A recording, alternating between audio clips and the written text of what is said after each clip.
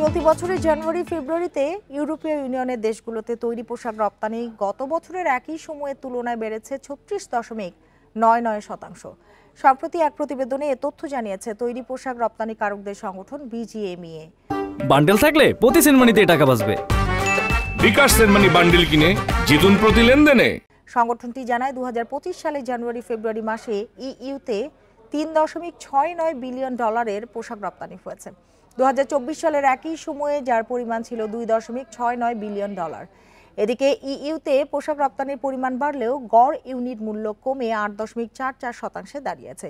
BGMEA এর সাবেক পরিচালক রুবেল হোসেন জানান, বাজার সম্প্রসারণ ও ভবিষ্যৎ প্রবৃদ্ধি নিশ্চিত করতে আরও কৌশলগত পদক্ষেপ নিতে হবে।